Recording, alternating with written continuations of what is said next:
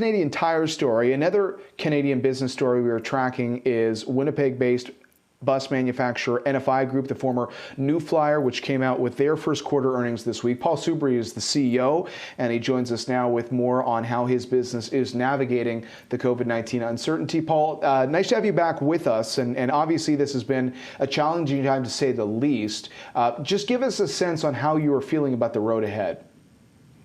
Well, thanks, John. Thanks for having us this morning. Look, none of us could ever imagine what we've got ourselves into here. We made the decision kind of late March to idle our facilities. We chose to idle them in place, meaning not burn off work in process, so that when we came back to work, the inventory would be staffed, the people would be on the lines and so forth. So we start up production last week on some of the supporting activities, and then next week we start to phase stage production back.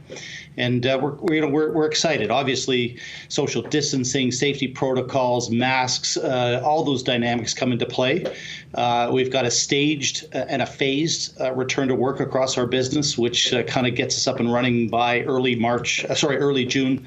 The whole facilities will be back up and running. As far as an longer term outlook, look, the vast majority of our business is public transit. And so as the world starts to get some semblance of normal, as we start to move people back through cities to work, to visit people and so forth, public transit's that, it's the backbone, it's the spinal cord of every city in the world. And so, longer term, we're encouraged.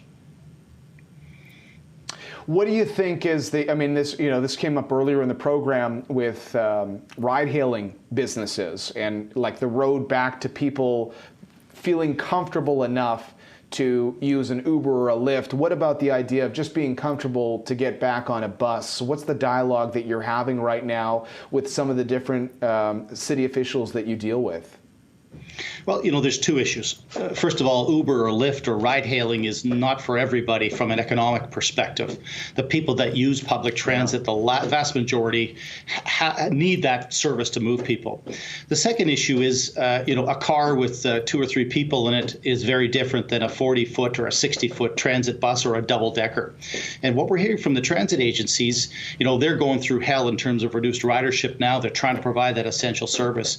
But the ability to space people out on a bus, to relook at the routes and the frequency of the routes. A double-decker is a good example. You've got 100 seats darn near on that bus, and the ability to spread people out between the two levels. One of the parts of our business that's really starting to get attention is the whole care and protect. So we've been selling all kinds of strategies and working with customers on barriers for drivers, passenger barriers, cleansing products, UV lights in the air conditioning systems, air filters, and so forth. And so it's an essential service at the end of the day. And so us working with agencies to be able to help that customer, you and me, feel comfortable getting back on the bus. There's a phobia to start, but I think we'll get there. And look, it's required in every city in North America. All right. Lots to consider. Paul, thanks very much. Paul Soubry of NFI.